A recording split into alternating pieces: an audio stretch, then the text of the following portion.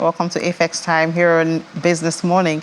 And I will start with giving you the price movement for the last trading week, which ended on the 10th of April. We can tell you that in that last trading week, we saw a mixed performance across key indicators. Looking at the turnover, it was down 8.15%. from 4.17 billion naira to 3.83 billion naira. That's a huge reduction there.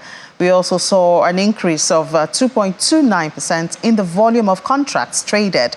However, there was a decrease in the number of deals traded by 6.20% to close at 121, while the FX commodity index was up 0.04% marginally, closing the week at 472.18 index points.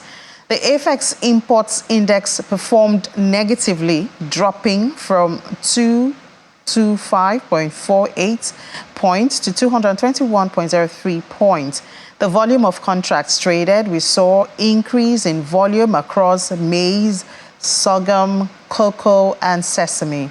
Well, let's look at the price across export commodities now. Sesame topped the charts, 9.07% to close at 1,230 naira 2 kobo.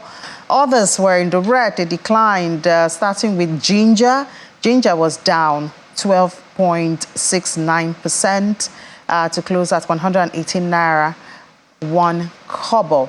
And we also saw cashew nuts. It was down also by 3.72% to close at 613 naira 64 kobo for a kilogram. Let's look at paddy rice now, still in the red though, and it was down 0.13%, closed at 318 naira 82 kobo for a kilogram. Cocoa, major export from Nigeria, was down also marginally, 0.04%, to close at 1,886 naira 3 kobo.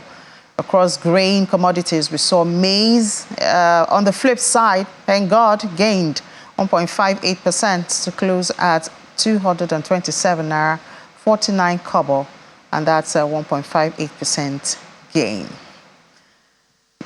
All right, we're still doing commodities time, FX commodities time now, and they would like to talk about accessing innovative funding instruments for agri-finances. In Africa, we have joining us virtually now Adeni Adejumobi. He's the investment manager with FX.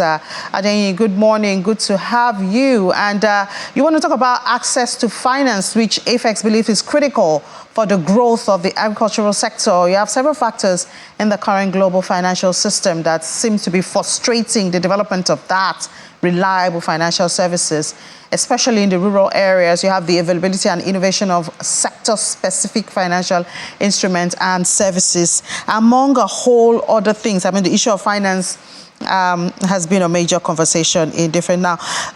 From FX findings, you deal a whole lot with farmers and people in the agricultural value chain. What are the major inhibiting factors for this financial financial market today? Is there a chance of it shifting to a more sustainable system? Yes, thank you very much for having me this morning. That's all right. Like you rightly said, there's a need to change the way we approach financing agriculture. Currently, what we see is that financial institutions and investors view agricultural-related businesses as high risk. And there's therefore the need for them to understand the operation of the various players in this sector and look at the ways for us to mitigate this passive risk. Most of the concerns are usually centered around credit risks, price risks, and liquidity risks, among other issues. But these are all issues that we can mitigate with the right financing structure. So, for instance, pivoting to a more sustainable approach, agri-processors can use their inventory as collateral in debt issuances. And by leveraging the exchange, you can discover prices for these commodities and properly value and mark to markets. By using this asset-backed transaction structure, we can enable processors to have access to capital and also reduce the risks inherent in it for investors. Well, sounds interesting, talking about innovative funding instruments. But, I mean, we have a larger number of smallholder farmers. How can they access some of this innovative funding?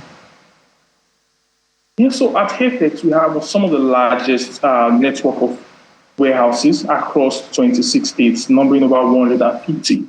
So what we've been able to do is develop different financial products that speaks to smallholder farmers, especially the input finance loans. So what it does is that it provides access to finance for smallholders farmers by providing inputs for them during the farming season. As a business, we've identified key stakeholders at every stage of the value chain, and we've created financing products that address their specific needs and cater from pre-production all the way to post-production. So would you say, I mean, beyond AFEX now, that the issue in Nigeria or in Africa generally is inadequate or ineffective policies? Which of them? I would say a bit of both. So what we've seen, for instance, is that there are instances where government has thought about well-intentioned policies, but the implementation was a little bit harsh. For instance, let's look at the ban of importation of rice in 2019. So the main reason for that was to stimulate local production. But what we saw happen was an increase in smuggling and inflation of rice that ended up affecting both the producers and the consumers of these products. What we can do is that we can all look for ways to educate people when we bring out these policies to ensure that they meet the intended problems that they come out to solve. So would you say there are some low-hanging fruits, you know, for policies and regulatory interventions from both government and non-governmental bodies to implement a remedy to the situation? Definitely. I think the first thing we need to do is to educate people, like I said prior. The government policies are sometimes well-intended, but their implementation is sometimes what is sometimes lacking, or there's a gap in implementation. To address these policy gaps and the need for an holistic and even participation from everybody in the sector, not just the government, but also the private sector, civil organization, even academia.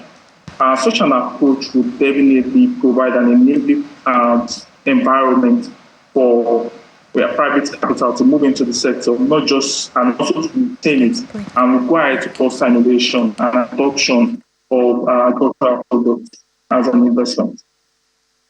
All right, thank you so much, Adeni Adejumobi, Investment Manager with AFEX. Thank you, and we wish you the best at AFEX. More food for Africans. Thank you very much. All right, thank you.